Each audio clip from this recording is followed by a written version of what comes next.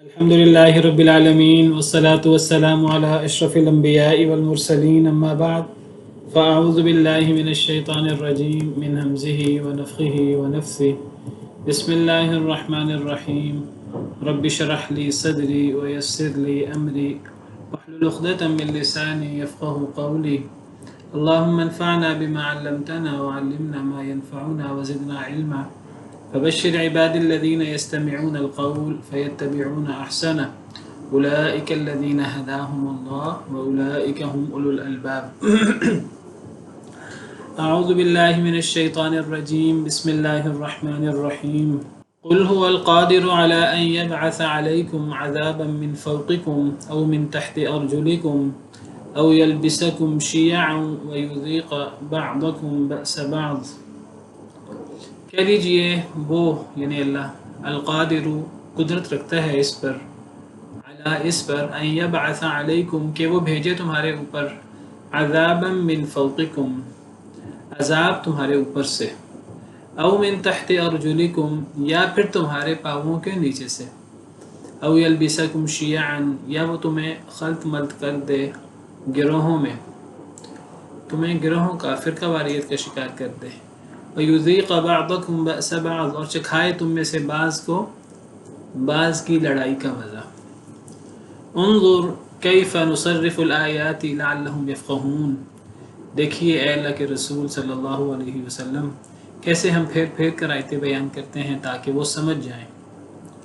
اللہ تعالیٰ اپنی عظمت اپنی شان اپنی قدرت بیان فرما رہے ہیں اور اللہ فرما رہے ہیں کہ اگر تم اللہ کی باتیں نہیں مانو گے اگر تم اللہ کے احکامات کے مطابق زندگی نہیں بسر کرو گے اللہ نے تم پر نعمتیں کی ہیں اگر ان نعمتوں سے فائدہ نہیں اٹھاؤ گے اللہ نے تمہیں آرام سکون دیا ہے اگر اس آرام سکون کو غنیمت نہیں جانو گے تو اللہ تو اس پر قادر ہے کہ اللہ تمہارے اوپر سے عذاب بھیج دے.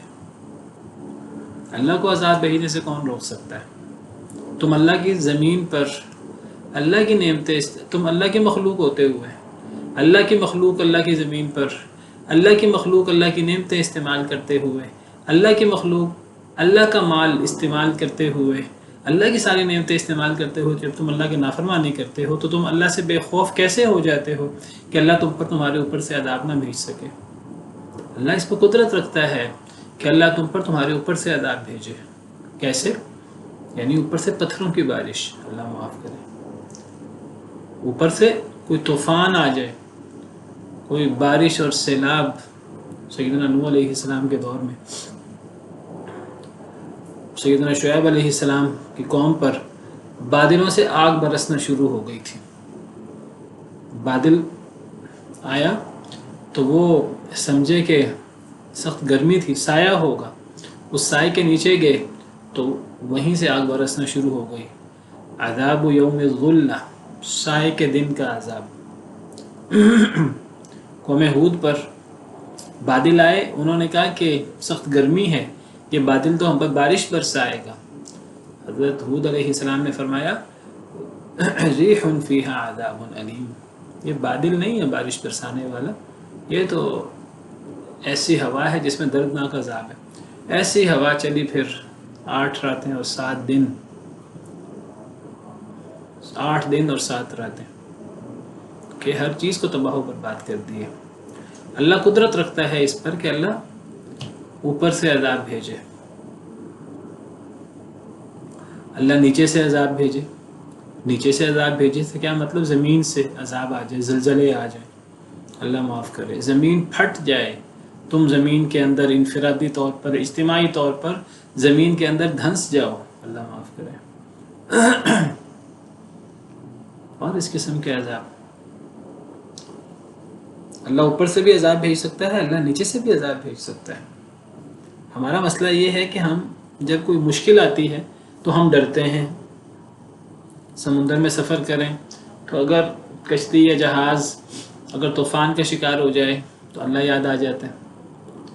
پھر اللہ تعالیٰ اللہ سے دعا کرتے ہیں اللہ نجات دیتے ہیں ہم کہتے ہیں بس مصیبت ٹل گئی دوبارہ ہم اپنے انہی اعمال کی طرف اللہ معاف کرے. تو اللہ فرماتے ہیں کہ کیا اللہ تمہیں دوبارہ سمندر میں کسی کام سے تم سمندر میں نہیں جاؤ گے دوبارہ تمہارا جہاز وہ سمندر کی لہروں کا شکار نہیں ہو سکتا۔ جو اللہ سمندر کے اندر تمہارے جہاز کو سمندر میں تنکے کی طرح کبھی ادھر کبھی ادھر موجوں میں وہ ایسے جیسے تنکا ہو، تو وہ اللہ تمہیں خشکی میں عذاب میں مبتلا نہیں کر سکتا۔ تم پر ڈاکو آ جائیں، تم پر دشمن مسلط ہو جائیں، تم پر آسمانوں سے عذاب آ جائے، تم پر زمین سے عذاب آ جائے، تمہارے اعمال تو ایسے ہیں نہیں جو تمہیں اللہ کے عذاب سے بچا سکے۔ تمہارے ایک ایک عمل اللہ کے عذاب کو دعوت دیتا ہے، تو تم اللہ سے اتنے بے خوف کیسے ہو سکتے ہو؟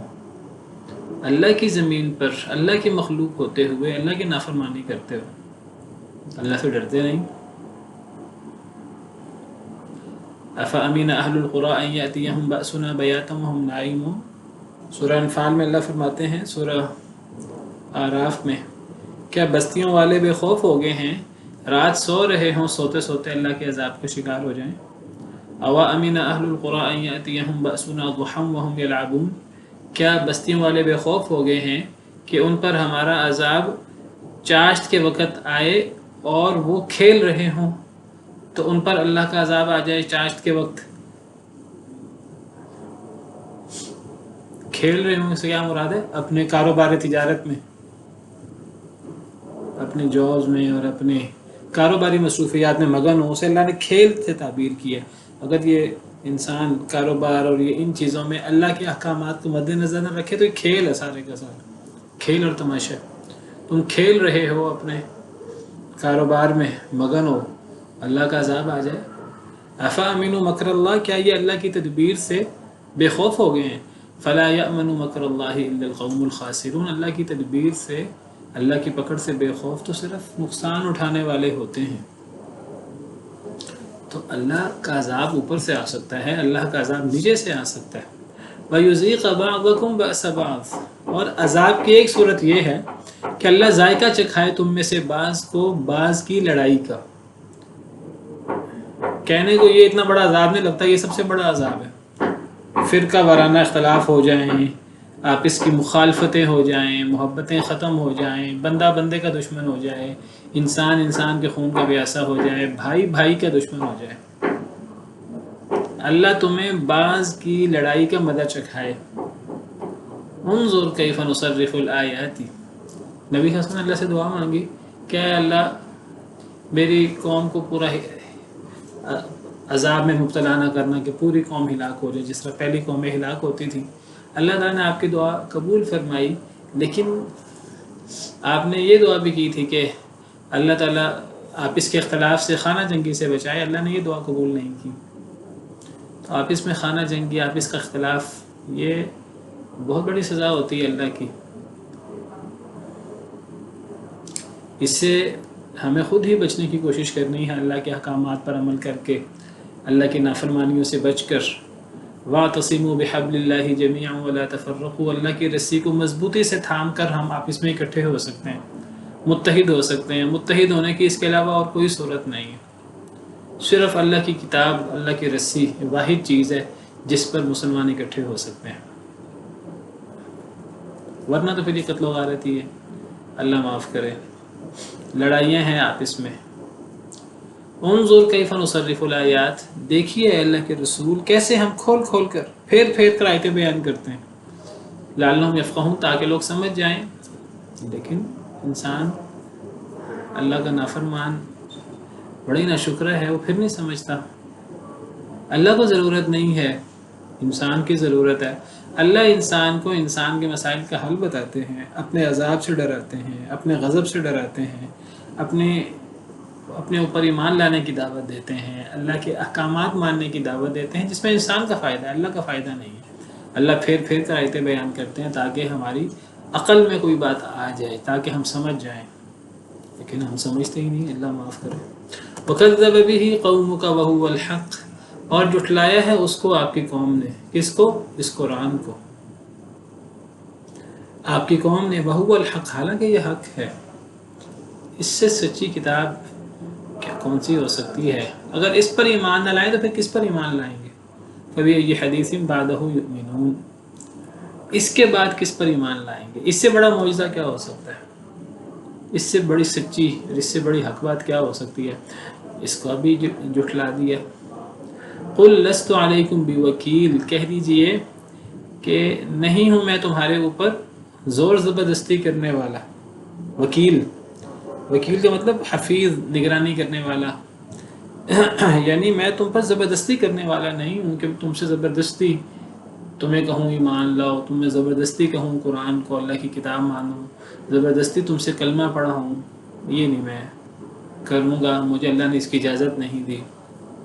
تلوار کی زور پر تم سے کلمہ نہیں پڑھاؤں گا۔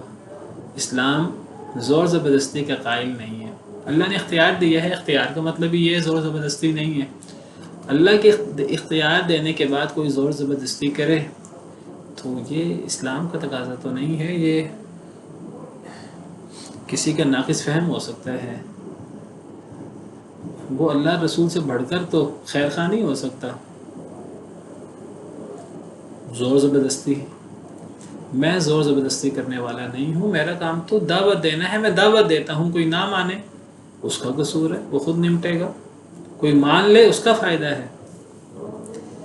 لکل نبأ مستقر، ہر خبر کیا ایک وقت ہوتا ہے، لسی مطلب ہر خبر کی ایک جائے قرار ہے، یعنی ہر خبر کا ایک وقت ہوتا ہے، ہر بات کا ایک وقت ہوتا ہے۔ یعنی اللہ کا عذاب اگر آنا ہے، تم قرآن کو نہیں مان رہے، قرآن کا انکار کر رہے ہو، اگر تمہارے قرآن کے انکار پر اللہ کا عذاب آنا ہے، اس کا ایک وقت مقرر ہے۔ اگر وہ نہیں آ رہا تو اس کا مطلب یہ نہیں کہ تم اللہ کی نافرمانی نہیں کر رہے، اللہ تم سے ناراض نہیں ہے، اللہ تم سے ناراض ہے، اس کے باوجود اللہ تمہیں اگر نعمتیں دے رہے ہیں تو یہ اللہ کا عذاب ہے۔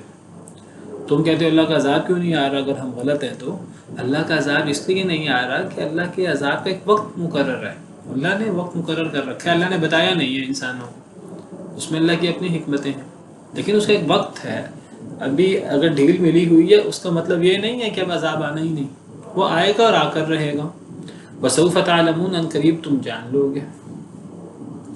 وَإِذَا رَأَيْتَ الَّذِينَ يَخُوضُونَ فِي آيَاتِنَا فَأَعْرِضْ عَنْهُمْ حَتَّى يَخُوضُوا فِي حَدِيثٍ غَيْرِهِ، اور جب آپ دیکھیں ان لوگوں کو جو مگن ہوتے ہیں ہماری آیتوں میں، فَأَعْرِضْ عَنْهُمْ، تو آپ ان سے اعراض کریں، آپ ان سے منہ موڑیں، حَتَّى يَخُوضُوا فِي حَدِيثٍ غَيْرِهِ، حتیٰ کہ وہ مگن ہو جائیں کسی اور بات میں۔ جب آپ ان لوگوں کو دیکھیں جو ہماری آیتوں میں مگن ہوتے ہیں، یخوضون فی آیاتنا، خوض، اللہ کی آیتوں میں خوض سے کیا مراد ہے؟ اللہ کی آیتوں میں خوض سے مراد یہاں اللہ کی آیتوں میں تدبر کرنا، غور و فکر کرنا نہیں ہے، یہاں اللہ کی آیتوں میں مگن ہونا سے مراد اللہ کی آیتوں کا مذاق اڑانا، اللہ کی آیتوں کا انکار کرنا، اللہ کی آیتوں کا استہزاء کرنا، اللہ کی آیتوں کے ساتھ کفر کرنا، تماشا بنانا اللہ کی آیتوں کو، شرعام اللہ کی آیات کا انکار، اللہ کے احکامات کی خلاف ورزی، یہ سب چیزیں یخوضون فی آیاتنا میں آتی ہیں۔ قرآن کریم میں یہ لفظ کئی جگہ استعمال ہوا، اللہ کی آیات میں مگن ہونا، یہ بہت بڑا جرم ہے، ہم اس کو ہلکا جرم سمجھتے ہیں، ہمیں اس کی حساسیت کا اندازہ نہیں ہے۔ اللہ کی آیتوں میں مگن ہونا کیا مراد ہے؟ اللہ کی آیتوں میں مگن ہونے سے یہ پازیٹیو نہیں ہے، یہ مثبت چیز نہیں ہے۔ اللہ کی آیتوں میں مگن ہونے سے یعنی کوئی بندہ یہ مراد لے لے کہ جی اللہ کی آیتوں کی تعلیم و تعلم میں وہ مگن ہے، نہیں، یہ منفی معنی ہے۔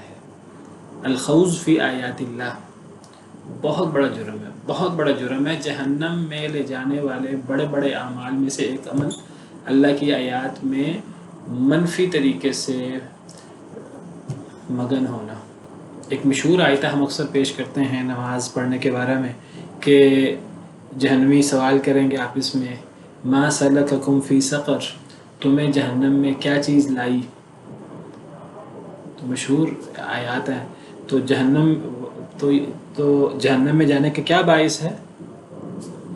ما سلککم فی سقر، اس کا جواب کیا ہے؟ جی ہمارے ہاں اکثر پڑھی جاتی ہے یہ آیت۔ تو جہنمی پوچھیں گے ایک دوسرے سے تمہیں جہنم میں کیا چیز لائی؟ جہنمی خود ہی جواب دیں گے انہیں جہنم میں کیا چیز لے کے آئی؟ سورہ مدثر کی آیات ہیں۔ نماز نہیں پڑھتے تھے جی نماز نہیں پڑھتے تھے۔ قالوا لم نکن من المصلین، بس ہم اتنا ہی بیان کر دیتے ہیں، آگے نہیں ہم پڑھتے، حالانکہ اس سے آگے بھی ہے. جہنم میں لے جانے کا باعث کیا ہے؟ وہ ایک بات نہیں، کئی باتیں ہیں. کئی باتیں کیا ہیں؟ ان آیات کو پڑھ کر آپ میں سے کوئی بتائیں کہ جہنم میں جانے کا باعث کیا کیا چیزیں ہیں. اس سورہ مدثر کی آیت نمبر 42، 43، 44، 45، 46، 47 میں نے کھول دی ہیں آپ کے سامنے. تو تمہیں جہنم میں کس چیز نے داخل کر دیا؟ ہم عام طور پر بس یہ پہلی آیت پڑھ دیتے ہیں، قالوا لم نکن من المصلین، ہم نماز نہیں پڑھتے تھے. نماز نہ پڑھنا جہنم میں جانے کا باعث ہے. لیکن صرف نماز نہیں، اور کیا چیزیں ہیں؟ وَلَمْ نَكُ نُطْعِمُ الْمِسْكِينَ، ہم مسکینوں کو کھانا نہیں کھلاتے تھے. غریبوں کا دھیان نہ کرنا، زکوٰۃ صدقات نہ دینا، یہ بھی جہنم میں جانے کا باعث. یتیم کے سر پر ہاتھ نہ رکھنا. وَكُنَّا نَخُوضُ مَعَ الْخَائِضِينَ، یہ ہم اللہ کی آیات میں مگن رہتے تھے، اللہ کی آیات میں مگن رہنے والوں کے ساتھ. یہاں مگن رہنا، بحث و مباحثہ کرنے سے مراد یعنی منفی معنی ہے. اللہ کی آیات کا مذاق اڑانا، اللہ کی آیات کا انکار کرنا، اللہ کی آیات کے جو تقاضے ہیں اس کے خلاف موسیقی اونچی آواز سے لگا دینا، کنسرٹ کرنا، مرد و عورت کا کھلا اختلاط، اور شراب کھلے عام پی جا رہی ہو، کھلے عام اللہ کی نافرمانی ہو رہی ہو، کھلے عام قرآن اور نبی صلی اللہ علیہ وسلم کی سنت کا مذاق اڑایا جا رہا ہو، نبی کریم صلی اللہ علیہ وسلم کی سنت کے تماشے بنائے جا رہے ہوں، داڑھی کے مختلف ڈیزائن، عورتیں بےہودہ لباس پہن کے وہ فخر کے ساتھ باہر نکلیں، اور اس طرح کی مجلسیں فیشن کی اور یہ ڈرامے اور یہ اس طرح کی چیزیں یہ کھلے عام ہوں. یہ ہے اللہ کی آیتوں میں، یہ اللہ کی آیتوں کا مذاق اڑانا ہے. بےہودہ مجلسیں.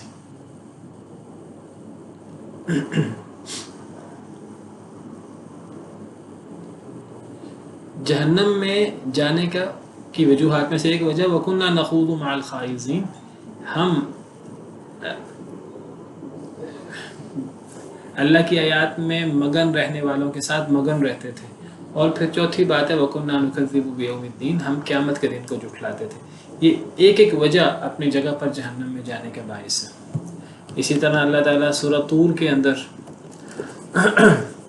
اللہ تعالیٰ بتاتے ہیں کہ جہنمی لوگوں کے طور طریقے کیا ہیں، جہنمی لوگ جہنم میں کیوں جائیں گے. اللہ فرماتے ہیں فویل، پیچھے جہنم کا ذکر ہے، پھر اللہ فرماتے ہیں فویل یومئذ للمکذبین، ہلاکت ہے اس دن جھٹلانے والوں کے لیے. کون جھٹلانے والے؟ الذین هم فی خوض یلعبون، وہ لوگ جو خوض، اپنی بحث و مباحثہ میں، اپنی یہ جو اللہ کی آیات کا مذاق اڑانا ہے، اللہ کی آیات کا انکار ہے. خوض سے مراد اللہ کی آیات کا مذاق اڑانا، اللہ کی آیات کا انکار، دین اسلام کی، قرآن و حدیث کی تعلیمات کو سر عام نشانہ بنانا. تو وہ لوگ اپنی بےہودہ فضول گپیوں میں کھیلا کرتے تھے. ایسے لوگوں کے لیے ہلاکت ہے قیامت کے دن. اسی طرح یہ منافقین کا طرز عمل ہے. اکثر سورہ توبہ میں اللہ فرماتے ہیں کہ اگر آپ ان سے سوال کریں منافقین سے کہ آپ دین کا مذاق اڑاتے ہیں اور آپ ایسا کیوں کرتے ہیں، وَلَئِن سَأَلْتَهُمْ، البتہ اگر آپ ان سے سوال کریں، سورہ توبہ آیت نمبر 65، تو وہ ضرور کہیں گے انما كنا نخوض ونلعب، ہم تو بحث و مباحثہ کر رہے تھے، ہم تو کھیل کود رہے تھے. یہاں بحث و مباحثہ سے مراد دین اسلام کا مذاق، قرآن کا مذاق، اللہ کے بارے میں مذاق، نبی کے بارے میں مذاق، صحابہ کرام کے بارے میں، علماء کرام کے بارے میں، دین کی جو مسلمات ہیں ان کا مذاق. ان منافقین سے پوچھیں کہ آپ نے یہ کیوں کیا، وہ کہیں گے ہم تو کھیل کود کر رہے تھے، ہم تو بحث و مباحثہ کر رہے تھے. اللہ فرماتے ہیں، یہاں میں نے ذکر کیا نخوض، خوض سے یہ منفی چیز ہے، اللہ کی آیات، اللہ کے احکامات کا مذاق. اللہ جواب دیتے ہیں قل اب اللہ و آیاتہ و رسولہ کنتم تستہزئون، کہہ دیجئے کیا اللہ کے ساتھ، اللہ کی آیتوں اور اللہ کے رسول کے ساتھ تم مذاق کیا کرتے تھے؟ یہ ہے اصل میں خوض، یہ کھیل کود کفار کا، اللہ کے بارے میں مذاق، اللہ کی آیتوں کا مذاق اڑانا، اللہ کے احکامات کا، اللہ کے رسول کا مذاق اڑانا، نبی صلی اللہ علیہ وسلم کی سیرت کا، آپ کی شادیوں کا، آپ نے حضرت عائشہ سے شادی کی تو چھوٹی عمر میں شادی کی، اس چیز کو تماشا بنا دینا، ہنسی مذاق بنا دینا۔ ہمارے ہاں آج فیس بک میں اور ہمارے ہاں آج سوشل میڈیا پہ کیا ہو رہا ہے، غیر مسلم تو غیر مسلم، مسلمان ان چیزوں کو اچھالتے ہیں اور ہنسی مذاق کرتے ہیں، ٹھٹھا کرتے ہیں، انہیں پرواہ نہیں ہوتی، موسیقی کے اور ان چیزوں کو موضوع بحث بناتے ہیں اور کھیل کود کے انداز میں۔ اللہ فرماتے ہیں کہ کیا تمہیں مذاق اڑانے کے لیے اللہ اور اللہ کی آیات اور اللہ کے رسول ہی رہ گئے ہیں؟ لا تعتذروا قد کفرتم بعد ایمانکم، تم عذر پیش نہ کرو، تم اپنے ایمان کے بعد کفر کر چکے ہو۔ یہ اتنا گھنونا عمل ہے، یہ انسان کو، اگر ایک انسان مومن ہو اسے کافر بنا دیتا ہے۔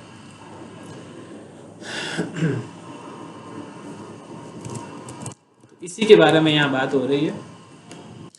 اے نبی صلی اللہ علیہ وسلم، آپ دیکھیں ان لوگوں کو جو ہماری آیتوں میں مگن رہتے ہیں، ہماری آیتوں کا مذاق اڑانے میں، ہماری آیتوں کا استہزاء کرنے میں، ہماری آیتوں، ہمارے احکامات کا تماشا بنانے میں۔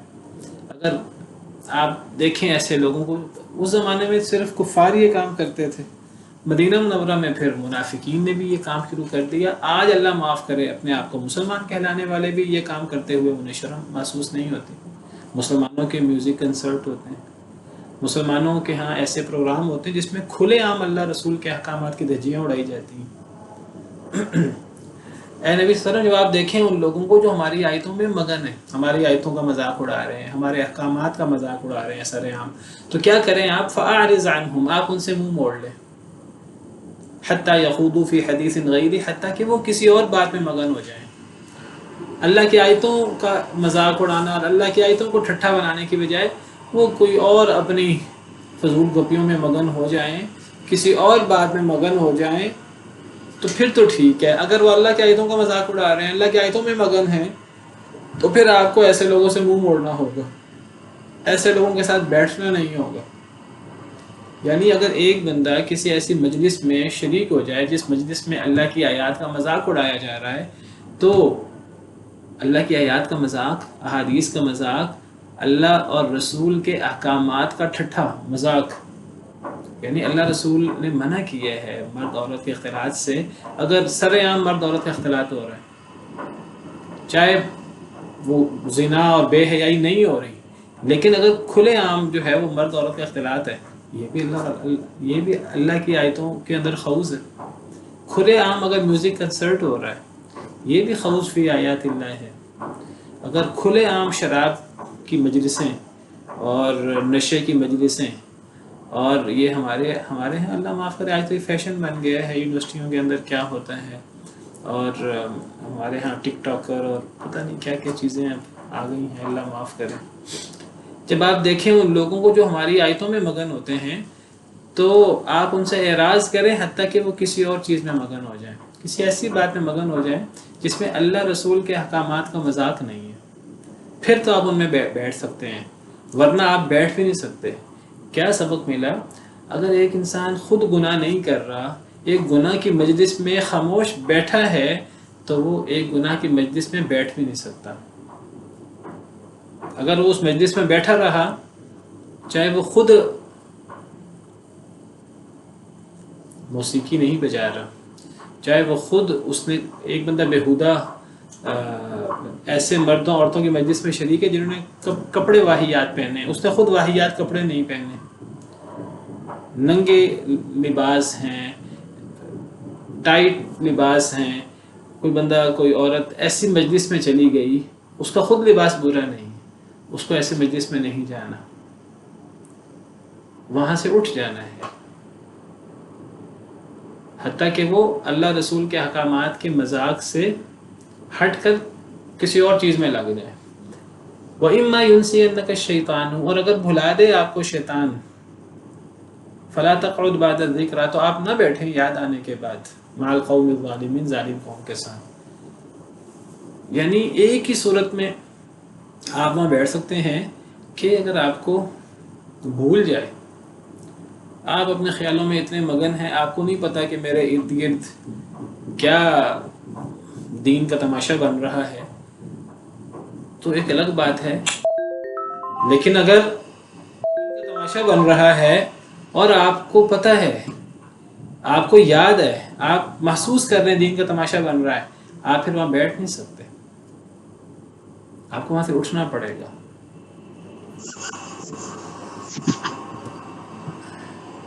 وما علی الذین یتقون من حسابہم من شیء، اور نہیں ہے ان لوگوں پر جو ڈرتے ہیں، جو اللہ سے ڈرنے والے ہیں، ان لوگوں پر نہیں ہے من حسابہم من شیء، ان کے حساب سے کچھ بھی. جو اللہ سے ڈر کر الگ ہو جائیں اور وہاں نہ بیٹھیں، جس طرح اللہ نبی صلی اللہ علیہ وسلم کو روک رہے ہیں کہ آپ نے وہاں سے اعراض کرنا ہے، آپ نے وہاں سے منہ موڑ لینا ہے. اگر آپ کو بھول جائے تو جیسے یاد آئے پھر آپ نے وہاں نہیں بیٹھنا. جو لوگ ڈرتے ہیں، ڈر کر الگ ہو جاتے ہیں اور مجلس چھوڑ کے چلے جاتے ہیں، تو پھر اب اس مجلس میں جو غلط ہوتا رہا اس کا حساب ڈرنے والوں کو نہیں ہوگا. وہ تو ڈر کر اٹھ گئے وہاں سے، یہ تو اللہ کے احکامات مذاق اڑا رہے ہیں، میں یہاں نہیں بیٹھتا، میں یہاں سے اٹھ جاتا ہوں، میں یہاں نہیں بیٹھ سکتی، میں یہاں سے اٹھ جاتی ہوں. ڈر کر وہاں سے اٹھنے والے ان لوگوں کو ان لوگوں کے حساب سے کوئی لینا دینا نہیں ہے، ان کا وبال انہیں پر ہوگا پھر. وَلَٰكِنْ ذِكْرَىٰ لَعَلَّهُمْ يَتَّقُونَ، لیکن نصیحت کرنا ہے شاید کہ وہ ڈر جائیں. ہاں ایک بندہ نصیحت کرنے کے لیے وہاں بیٹھ سکتا ہے. اب پتہ لگا ان دو آیتوں کو اگر ہم مد نظر رکھیں تو ایک ایسی مجلس میں جس میں سری اللہ اور اللہ کے رسول کی آیات کا مذاق اڑایا جا رہا ہے، دین اسلام کا ٹھٹھا بنایا جا رہا ہے، اللہ رسول کی آیات کا، سیرت طیبہ کا، توحید کا، اسلام کے احکامات کا مذاق اڑایا جا رہا ہے، اختلاط، مرد و زن، میوزک اور اس قسم کی چیزیں کھلے عام اللہ کی نافرمانی ہو رہی ہے کسی مجلس میں. تو اب یا تو اس مجلس میں آپ بیٹھ سکتے ہیں نصیحت کرنے کے لیے، نصیحت کرنے کے لیے ایسی مجلس میں جا سکتے ہیں، ایسی مجلس میں بیٹھ سکتے ہیں. یا پھر اگر آپ کو پتہ نہ ہو کیا ہو رہا ہے، آپ بھول جائیں، آپ اپنے خیالوں میں ایسے مگن ہیں، تو یہ ان انٹینشنلی ہے. اس پر آپ کو جو چیز انسان جان بوجھ کر نہ کرے اس میں انسان کو گناہ نہیں ہے، لیکن جیسے ہی یاد آ جائے اب وہاں بیٹھنا نہیں ہے. یہاں تو یہ بات ہے. دوسری آیت میں وضاحت ہے کہ اگر ایک انسان نصیحت نہیں کر سکتا، ایک انسان بھولا ہوا نہیں ہے، لیکن اب اگر وہ ان کے ساتھ شریک نہیں بھی ہے، وہ خاموش نہیں بیٹھ سکتا ایسی مجلس میں. ایسی مجلس میں خاموش بیٹھنا انہی کا فرد بننے والی بات ہے. جو بندہ ایسی مجلس میں شریک ہو جائے ان کے ساتھ، وہ تو اس عمل میں شریک ہے. جو بندہ ایسی مجلس میں خاموش بیٹھے، چاہے وہ خود اس اللہ کی آیات کے مذاق اڑانے میں شریک نہیں ہے، لیکن وہ شریک شمار ہوگا. ان آیات میں ذکر نہیں ہے، لیکن سورہ نساء میں بھی یہی اللہ تعالیٰ نے حکم دیا، وہاں وضاحت ہے، وہاں بھی یہی موضوع ہے. سورہ نساء آیت نمبر 140، وَقَدْ نَزَّلَ عَلَيْكُمْ فِي الْكِتَابِ أَنْ إِذَا سَمِعْتُمْ آيَاتِ اللَّهِ يُكْفَرُ بِهَا، اللہ نے کتاب میں تم پر یہ حکم نازل کیا. وَقَدْ نَزَّلَ عَلَيْكُمْ، اللہ اور تحقیق نازل کیا اس نے، یعنی اللہ نے، علیکم تمہارے اوپر، فی الکتابی کتاب میں، ان اذا سمعتم آیات اللہ، کہ جب تم سنو اللہ کی آیتوں کا انکار ہو رہا ہے، وَيُسْتَهْزَأُ بِهَا، ان کا مذاق اڑایا جا رہا ہے. اللہ کی آیتوں کا انکار، اللہ کی آیتوں کے مذاق سے مراد ایک بندہ دین اسلام کا ہوئی تماشا بنا رہا ہے، اسلام کے احکامات کا، اسلام کی حدود کا تماشا بنا رہا ہے. ایک بندہ اسلام کے احکامات کا، اسلام کے بہترین احکامات ہیں حیا کے، بے حیائی سے بچنا، مرد و زن کے اختلاط سے بچنا، میوزک سے بچنا، کھلے عام برائی سے بچنا.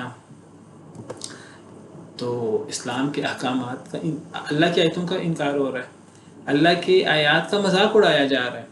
تو اگر آپ سنو کہ اللہ کی آیتوں کا انکار ہو رہا ہے اور اللہ کی آیتوں کا مذاق بنایا جا رہا ہے، فَلَا تَقْعُدُوا مَعَهُمْ، تو نہ بیٹھو ان کے ساتھ، حَتَّى يَخُوضُوا فِي حَدِيثٍ غَيْرِهِ، حتیٰ کہ وہ کسی اور بات میں مگن ہو جائیں. إِنَّكُمْ إِذًا مِثْلُهُمْ، یہ بات وہاں نہیں ہے، یہاں یہ بات موجود ہے. بے شک تم اس وقت انہی جیسے ہوگے. یعنی جو بندہ ان میں بیٹھا رہا، اس کو پتہ ہے، اسے گرد و پیش کا پتہ ہے کہ میرے گرد و پیش اللہ کی آیتوں کا انکار ہو رہا ہے اور میرے گرد و پیش اللہ کی آیتوں کا مذاق اڑایا جا رہا ہے، اللہ کے احکامات کا مذاق اڑایا جا رہا ہے. اگر ایک بندہ وہاں واز کرنے کے لیے نہیں بیٹھا، ایک بندہ بھولا ہوا نہیں ہے، اپنا گرد و پیش سے اللہ کی نافرمانی ہو رہی ہے، باخبر ہے، چاہے وہ اس میں عملاً شریک نہیں بھی ہے، اللہ فرماتے ہیں انکم اذا مثلہم، بے شک تم اس وقت انہی جیسے ہوگے۔ ان اللہ جامع المنافقین والکافرین فی جہنم جمیعا، بے شک اللہ تعالیٰ جمع کرنے والا ہے منافقین کو اور کافرین کو جہنم میں سب کو۔ یہ منافق لوگ ہیں، یہ کافر جو اللہ کی آیات کا مذاق اڑانے والے ہیں، اللہ کی آیتوں کا استہزاء کرنے والے ہیں، جو خود عملاً کرنے والے ہیں، یہ تو کافر ہے ہی، ایمان والے کافر ہو جاتے ہیں۔ اور یہ جو منافق جو ان کے ساتھ شریک ہیں، تو اللہ ان سب کو جہنم میں اکٹھا کریں گے۔ تمہارا کام یہ تھا کہ تم نے وہاں بیٹھنا ہے تو تم نے وہاں نصیحت کرنی ہے، یا تم بھول گئے ہو تو الگ بات ہے، جیسے ہی یاد آ جائے تو تمہیں وہاں سے اٹھنا ہے، وہاں پہ بیٹھ نہیں سکتے۔ ہمارے ہاں شادیاں ہوتی ہیں، ہمارے ہاں تقریبات ہوتی ہیں جس میں دین اسلام کے احکامات کی دھجیاں اڑائی جاتی ہیں، ایسی شادیوں میں شریک نہیں ہو سکتے ہم، ایسے پروگراموں میں ہم شریک نہیں ہو سکتے۔ جو ایسے پروگراموں میں شریک ہوا، چاہے وہ خود اس عمل میں عملاً مبتلا ہے کہ نہیں، وہ انہی جیسا ہوگا، وہ انہی میں شمار ہوگا۔ ہاں کوئی بندہ جا کر وہاں واعظ کرے، نصیحت کی بات کرے تو ٹھیک ہے۔ نبی کریم صلی اللہ علیہ وسلم کفار کی مجلسوں میں چلے جاتے تھے واعظ کرنے کے لیے، نصیحت کرنے کے لیے۔ لیکن اگر ایک بندہ بات نہیں کر سکتا، اس میں ہمت نہیں ہے بات کرنے کی، تو وہ ایسی مجلس میں جا بھی نہیں سکتا۔ جو بندہ ایسی مجلس میں جائے گا، چاہے وہ عملاً شریک ہے کہ نہیں، وہ انہی میں شمار ہوگا۔ بہت واضح حکم ہے۔ وَذَرِ الَّذِينَ اتَّخَذُوا دِينَهُمْ لَعِبًا وَلَهْوًا، چھوڑ دیں ان لوگوں کو جنہوں نے پکڑا اپنے دین کو کھیل اور تماشا۔ جو لوگ اپنے دین کو کھیل اور تماشا بنا لیتے ہیں، جن کا کوئی دین نہیں ہے۔ کچھ لوگ مسلمان ہیں، اپنا دین انہوں نے اسلام کو چھوڑ کر، اسلام کے بہترین احکام کو چھوڑ کر کھیل تماشا اس کو دین بنا لیا، یا ان کا دین ہی کھیل اور تماشا ہے۔ کفریہ ادیان ہی ایسے ہیں، اس کے اندر اللہ کی عبادت انہوں نے کھیل تماشا بنایا ہوا ہے۔ کفار مکہ کیا کرتے تھے؟ ان کی نماز کیا تھی؟ ان کی نماز یہ تھی کہ بیت اللہ کے پاس جا کے سیٹیاں بجائیں، تالیاں ماریں۔ وما كان صلاتهم عند البيت الا مكاء وتصديا، ان کی نماز بیت اللہ کے پاس نہیں تھی مگر سیٹیاں اور تالیاں۔ ننگے طواف کرنا، اختلاط نجائز، اللہ کے احکامات کا مذاق۔ تو جن لوگوں نے اپنے دین کو کھیل تماشا بنا رکھا ہے، انہوں نے دین کے اندر کھیل تماشا شامل کر دیا، یا وہ دین کو چھوڑ کر کھیل تماشے میں لگے ہوئے ہیں۔ اللہ معاف کرے، ہمارے ہم مسلمانوں کے اندر ایسے گروہ ہیں جو مسجدوں کے اندر دین کے نام پر اٹھک بیٹھک، ناچ گانے اور دھمالیں اور پتہ نہیں کیا کیا۔ یہ دین ہے؟ یہ تو کھیل تماشا ہے۔ اللہ معاف کرے، یہ غیر مسلموں نے اپنے دین کو کھیل تماشا بنایا ہو، یا مسلمانوں نے دین کے اندر کھیل تماشے کو دین بنا کر شامل کر دیا ہو، ایسے لوگوں کو چھوڑ دیں، ایسے لوگوں سے دور ہٹ جائیں۔ بہرحال مشرکین مکہ کی بات ہو رہی ہے، انہوں نے اپنے آپ کو کہتے تھے دین ابراہیمی پر ہیں، وہ اچھا دین ابراہیم میں تھا۔ دین ابراہیمی وہ تو نہیں تھا جو وہ دعویٰ کرتے تھے، وہ تو انہوں نے کھیل تماشا بنا لیا تھا اپنے دین کو، اس کے اندر اضافے اور کمی کر کر کے۔ چھوڑ دیں ان لوگوں کو جنہوں نے پکڑ لیا اپنے دین کو کھیل اور تماشا۔ وغرتہم الحیات الدنیا، اور دھوکے میں مبتلا کر دیا انہیں دنیا کی زندگی نے۔ اب ہمارے ہاں کئی لوگ دین کے نام پر، یعنی قرآن پڑھتے ہوئے میوزک بج رہا ہوتا ہے، میوزک کے اوپر نعتیں پڑھی جا رہی ہوتی ہیں، نبی کریم صلی اللہ علیہ وسلم کی محبت کے نام پر، میلاد کے نام پر اختلاط مرد و زن ہوتا ہے، گانے بھارتی اور انڈین گانے گائے جا رہے ہوتے ہیں، بےہودہ قسم کے کام ہو رہے ہوتے ہیں دین کے نام پر۔ کئی لوگ دین کے نام پہ مسجدوں میں پتہ نہیں اچھل کود کر رہے ہوتے ہیں، بجلیاں لگا رہے ہوتے ہیں ایک دوسرے کو، دین کے نام پر یہ چیزیں ہوتی ہیں۔ اللہ معاف کرے۔ وَذَكِّرْ بِهِ أَن تُبْسَلَ نَفْسٌ بِمَا كَسَبَتْ، اور نصیحت کیجیے اے اللہ کے رسول بھی، اس قرآن کے ذریعے، أَن تُبْسَلَ نَفْسٌ بِمَا كَسَبَتْ، کہیں ایسا نہ ہو کہ ہلاک کر دیا جائے کوئی نفس بسبب اس کے جو اس نے کمایا۔ لیس لہا من دون اللہ ولی ولا شفیع، نہیں ہے اس کے لیے اللہ کے علاوہ نہ کوئی دوست نہ کوئی سفارشی۔ وَإِن تَعْدِلْ كُلَّ عَدْلٍ لَا يُؤْخَذْ مِنْهَا، اور اگر وہ بدلہ دے اپنے گناہوں کے بدلے، ہر قسم کا بدلہ، لا یؤخذ منها، اس سے قبول نہیں کیا جائے گا، اسے لیا نہیں جائے گا۔ اللہ فرماتا ہے جنہوں نے اپنے دین کو کھیل تماشا بنا لیا ہے، جن کو دنیا کی زندگی نے دھوکے میں مبتلا کر دیا ہے، اے اللہ کے رسول ان لوگوں کو چھوڑ دیں، ان لوگوں کے ساتھ اٹھک بیٹھک ختم کر دیں۔ دعوت دینی ہے تو الگ بات ہے، دعوت دینے کے علاوہ ان کے ساتھ دلی تعلقات، ان کے ساتھ کھانا پینا اٹھنا بیٹھنا، یہ چیزیں چھوڑ دیں۔ واعظ ہو سکتا ہے، انہیں نصیحت ہو سکتی ہے، ایسے لوگوں کو نصیحت کریں قرآن کے ساتھ۔ کہیں ایسا نہ ہو کہ کوئی نفس ہلاک ہو جائے ساتھ اس کے جو وہ کما رہا ہے۔ یہ جو کھیل تماشا والی کمائی ہے، کھیل تماشے والے اعمال ہیں، کہیں ایسا نہ ہو کہ ان اعمال کی وجہ سے کوئی نفس تباہ و برباد ہو جائے دنیا اور آخرت میں۔ لیس لہا من دون اللہ ولی ولا شفیع وان تعدل کل عدل لا یؤخذ منها، جو بندہ اپنے اس بیہودہ اور اپنے اس کھیل تماشے والے اعمال کی وجہ سے ہلاک ہو گیا، تو ایسے بندے کے لیے قیامت کے دن نہ کوئی دوست ہوگا نہ کوئی سفارشی ہوگا، اور اگر ایسا بندہ قیامت کے دن کوئی عوض، کوئی ہرجانہ، کوئی فدیہ پیش کرنا چاہے وہ زمین سونے کی بھر کے لے آئے، جو لا نہیں سکتا کوئی بھی، اگر کوئی لے بھی آئے فرض کریں تو قبول بھی نہیں ہوگا۔ اولئک الذین ابسلوا بما کسبوا، یہی وہ لوگ ہیں جو ہلاک کر دیے گئے بسبب اس کے جو انہوں نے کمایا۔ یہ لوگ اپنے یہ لہو و لعب والے اعمال اور اپنے غلط اعمال کی وجہ سے ہلاک کر دیے گئے، دنیا اور آخرت کی تباہی برے اعمال کی وجہ سے۔ لہم شراب من حمیم، ان کے لیے پینا ہوگا گرم پانی سے، ابلتا ہوا پانی ان کو پینا پڑے گا قیامت کے دن۔ وعذاب علیم، اور دردناک عذاب ہوگا بما کانوا یکفرون، بسبب اس کے جو وہ انکار کرتے تھے، ان کو اپنے اس اللہ رسول کے ساتھ کفر کرنے کی وجہ سے، اللہ رسول کے احکامات کو نہ ماننے کی وجہ سے، اپنے دین کو کھیل تماشا بنانے کی وجہ سے، ان لوگوں کو دردناک عذاب ہوگا قیامت کے دن۔ ان کو ابلتا ہوا گرم پانی، کھولتا ہوا پانی ان کو پینا پڑے گا، وہ بھی ایک ایک گھونٹ نہیں، وہ بھی پیاسے اونٹ کی طرح۔ فشاربون علیہ من الحمیم فشاربون شرب الہیم، بس یہ زقوم کا درخت کھائیں گے، وہ پیٹ میں جا کر گرم پانی کی طرح کھولے گا، اور زقوم کے درخت کے ساتھ ساتھ ایک گرم پانی بھی پیئیں گے کھولتا ہوا، اور یہ کیسے گرم پانی پیئیں گے؟ جیسے پیاسا اونٹ پیتا ہے۔ ھذا نزلهم یوم الدین، یہ قیامت کے دن ان کی مہمان نوازی ہوگی، والعیاذ باللہ۔ قل اندعو من دون اللہ ما لا ينفعنا ولا يضرنا، کہہ دیجئے اے اللہ کے رسول، کیا ہم پکاریں اللہ کے علاوہ اسے جو نہ ہمیں نفع دے اور نہ ہمیں نقصان دے؟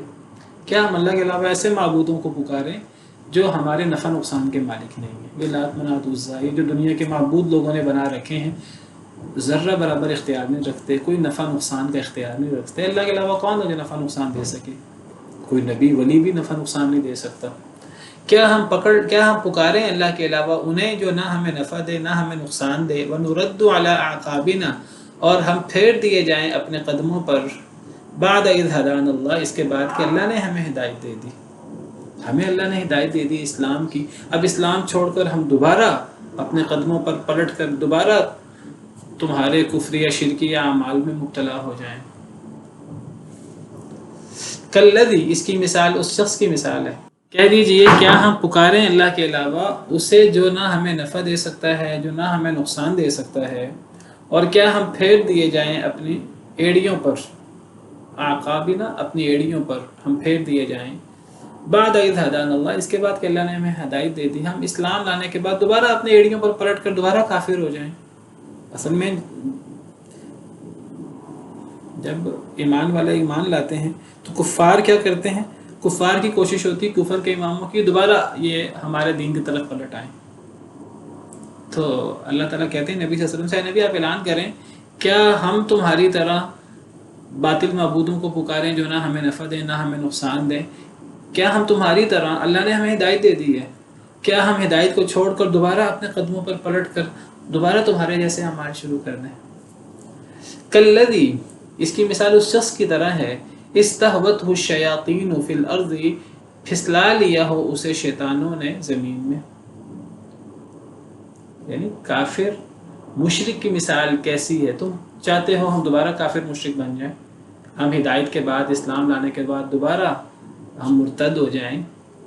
اس کی مثال ایسے ہے، کافر اور مشرک کی مثال ایسے ہے جیسے کہ کسی شخص کو شیطانوں نے زمین کے اندر پھسلا لیا ہو. زمین سے مراد یہاں صحرا وغیرہ ہے.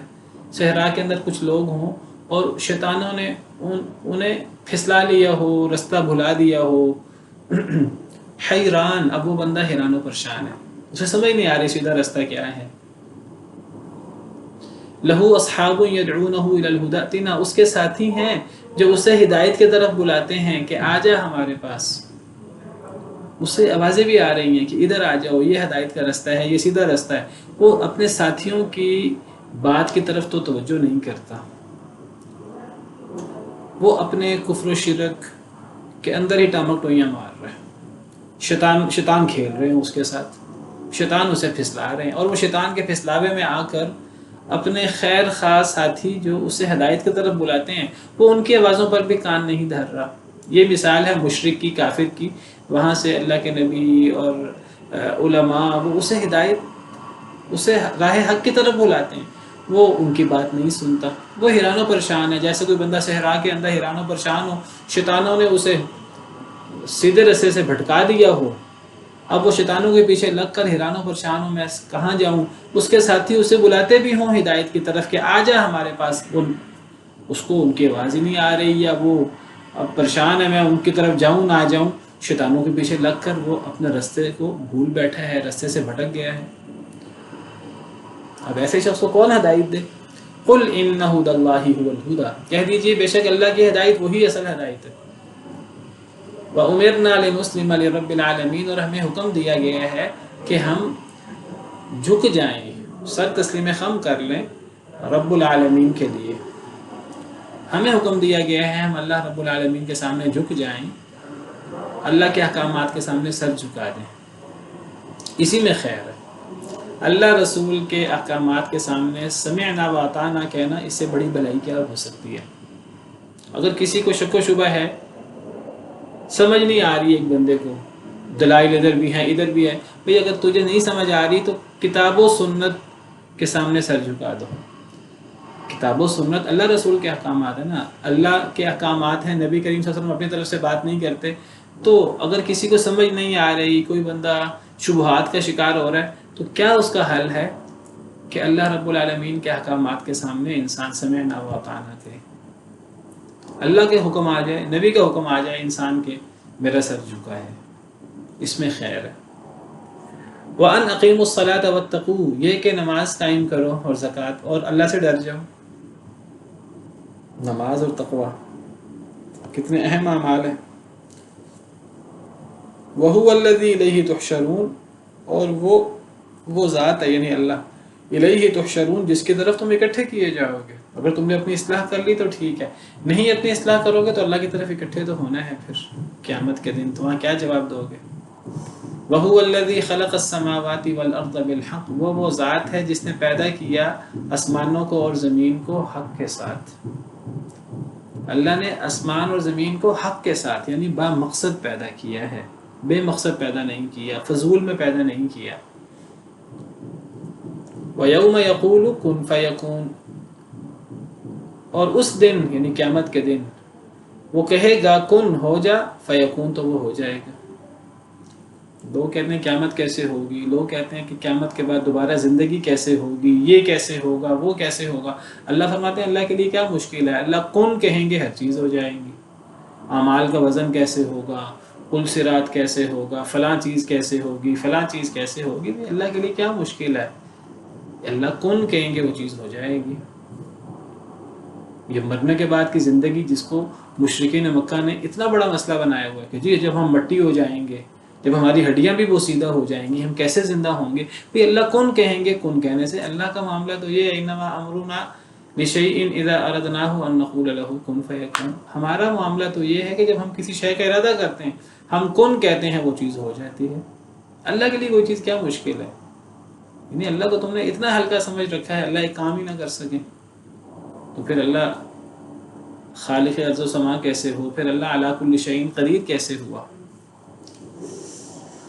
قولہ الحق، اللہ کا کہنا سچا ہے، اللہ کی ہر بات سچی ہے۔ اللہ کہتے ہیں قیامت واقع ہوگی تو ہوگی، اللہ فرماتے ہیں اللہ مرنے کے بعد سب کو اٹھائیں گے تو اٹھائیں گے، اللہ فرماتے ہیں کہ سب انسانوں کو مرنے کے بعد، سب انسانوں کو پہلی دفعہ پیدا کرنا، سب انسانوں کو مرنے کے بعد دوبارہ زندہ کرنا اللہ کے نزدیک ایسے ہے جیسے ایک انسان کو پیدا کرنا اور دوبارہ اٹھانا۔ اللہ کے لیے تو پوری مخلوق کو دوبارہ پیدا کرنا ایسے جیسے ایک انسان کو پیدا کرنا۔ ما خلقکم ولا بعثکم الا کنفس واحدہ، نہیں ہے تمہیں پیدا کرنا اور نہیں ہے تمہیں مار کے دوبارہ اٹھانا مگر ایک نفس کی طرح۔ اللہ کے لیے تو اتنا آسان ہے۔ اللہ کے سارے وعدے، اللہ کی ساری باتیں قرآن کریم میں یہ حق ہیں، کسی کو یقین آئے یا نہ آئے، قولہ الحق، اس کا کہنا حق ہے۔ اللہ کے سارے وعدے حق ہیں، قیامت یا دیگر اللہ کے وعدے ہماری عقل میں سمائیں یا نہ سمائیں، اللہ کی باتیں سچ ہیں۔ وَلَهُ الْمُلْكُ يَوْمَ يُنفَخُ فِي الصُّورِ، اور اسی کے لیے بادشاہت ہوگی، اللہ کے لیے ہر قسم کا اختیار ہوگا۔ یوم ينفخ فی الصور، جس دن سور میں پھونکا جائے گا، یعنی قیامت کے دن جب سور میں پھونکا جائے گا، یعنی وہ جب سور میں پھونکا جائے گا اور سارے لوگ زندہ ہو جائیں گے میدان محشر میں، تو وہاں اللہ کا اختیار ہوگا۔ دنیا میں بھی اللہ کا اختیار ہوتا ہے، لیکن اللہ فرماتے ہیں کہ میدان محشر میں صرف اللہ کا اختیار چلے گا، جس طرح سورہ فاتحہ میں مالک یوم الدین، قیامت کے دن کا مالک ہے اللہ۔ بھی اللہ دنیا کا بھی مالک ہے، لیکن دنیا میں اللہ نے چونکہ آزمائش کی ہوئی ہے، کئی لوگ سمجھتے ہیں کہ جی فرعون اور نمرود کہ ہمارے پاس بڑا اقتدار ہے، بڑا اختیار ہے، انسان دھوکے میں مبتلا ہو جاتا ہے دنیا میں، لیکن قیامت کے دن کوئی دھوکے میں مبتلا نہیں ہوگا۔ قیامت کے دن بڑے بڑے سرکش اللہ پوچھیں گے کہ کہاں ہیں آج سرکش، کوئی نہیں بولے گا۔ اللہ کہیں گے کہ کس کے لیے بادشاہت ہے آج، کوئی نہیں بولے گا، تو اللہ فرمائیں گے للہ الواحد القہار، ایک اللہ کے لیے، اکیلے اللہ کے لیے جو قہر کرنے والا ہے۔ تو صرف اللہ کے لیے بادشاہت ہوگی اس دن جس دن سور میں پھونکا جائے گا۔ عالم الغیب والشہادہ، وہ جاننے والا ہے غیب کو بھی اور حاضر کو بھی۔ اللہ غیب کو بھی جاننے والا ہے، حاضر کو بھی جاننے والا ہے۔ غیب اور حاضر ہمارے اعتبار سے، اللہ کے لیے تو کوئی چیز غیب ہے ہی نہیں۔ جو چیز ہمارے اعتبار سے حاضر ہے، جو چیز ہمارے اعتبار سے غائب ہے، غائب اور حاضر میں ہر چیز آ جاتی ہے۔ اللہ غیب کو بھی جاننے والا، اللہ حاضر کو بھی جاننے والا ہے۔ وَهُوَ الْحَكِيمُ الْخَبِيرُ، اور وہ اللہ بہت حکمت والا، بہت خبردار ہے۔ اللہ کی عظمت، اللہ کی شان بیان ہو رہی ہے۔ وَإِذْ قَالَ إِبْرَاهِيمُ لِأَبِيهِ آزَرَ أَتَتَّخِذُ أَصْنَامًا آلِهَةً، اور جب کہا ابراہیم علیہ السلام نے اپنے باپ آزر سے، أَتَتَّخِذُ أَصْنَامًا آلِهَةً، کیا تو پکڑتا ہے بتوں کو معبود، إِنِّي أَرَاكَ وَقَوْمَكَ فِي ضَلَالٍ مُبِينٍ، بے شک میں دیکھتا ہوں آپ کو اور آپ کی قوم کو واضح گمراہی میں۔ حضرت ابراہیم علیہ السلام کا قصہ اللہ شروع کر رہے ہیں۔ اللہ فرماتے ہیں کہ اس وقت کو یاد کریں اے اللہ کے رسول صلی اللہ علیہ وسلم، جب ابراہیم علیہ السلام نے اپنے باپ آزر کو دعوت دی، اپنے باپ آزر کو کہا کہ اے ابا جی، کیا آپ نے بتوں کو معبود بنایا ہے؟ انی اراک وقومک، میں دیکھتا ہوں آپ کو اور آپ کی قوم کو واضح گمراہی میں۔ آپ بھی واضح گمراہی میں ہیں، آپ کی قوم بھی واضح گمراہی میں ہے، جنہوں نے بتوں کو معبود بنایا ہے۔ حضرت ابراہیم علیہ السلام کی قوم نے بتوں کو بھی معبود بنایا ہوا تھا، سورج چاند ستارے کو بھی وہ رب سمجھتے تھے، ان کی بھی عبادت کرتے تھے۔ تو حضرت ابراہیم علیہ السلام نے حق کو بیان کرنے میں کسی قسم کی مداہنت نہیں کی، انہوں نے علی الاعلان باپ کے سامنے، قوم کے سامنے حق کا اعلان کیا اور کہا کہ باپ کو بھی کہا گھر میں اور باہر قوم کو بھی کہا، پوری قوم ان کے خلاف تھی کہ آپ یہ غلط کر رہے ہیں، یہ واضح گمراہی ہے۔ تو حضرت ابراہیم علیہ السلام کے باپ کا نام آزر ہے۔ کچھ لوگ کہتے ہیں کہ نہیں یہ باپ نہیں تھا، یہ چچا تھا۔ بھی قرآن باپ کہہ رہا ہے، قرآن کریم میں یہ حضرت ابراہیم علیہ السلام اور ان کے باپ کا ذکر 8-10 جگہ پر ہے۔ ایک جگہ پر نام ہے یہاں، باقی ہر جگہ پر باپ کا ذکر ہے۔ اب یہ کہنا نہیں وہ آزر حضرت ابراہیم علیہ السلام کا باپ نہیں چچا تھا، یہ بات تو صحیح نہیں ہے، یہ بات تو قرآن کے خلاف ہے۔ سورہ مریم میں 4 دفعہ حضرت ابراہیم علیہ السلام نے اپنے باپ کو پکارا، یا ابتی یا ابتی یا ابتی یا ابتی، تو یا ابتی باپ کو خطاب کرنے کے لیے آتا ہے. وما كان استغفار ابراہیم لأبیہ سورہ توبہ میں. اسی طرح سورہ شعراء میں حضرت ابراہیم علیہ السلام اپنے باپ کے لیے جب باپ کو چھوڑ کر آئے تھے، انہیں پتہ نہیں تھا میرا باپ کفر و شرک پہ فوت ہو گیا، تو باپ کے لیے دعا کرتے تھے وَاغْفِرْ لِي أَبِي إِنَّهُ كَانَ مِنَ الضَّالِّينَ. سورہ شعراء میں اے اللہ میرے باپ کو معاف کر دے، وہ گمراہ ہو گیا ہے. تو حضرت ابراہیم علیہ السلام کا باپ آزر وہ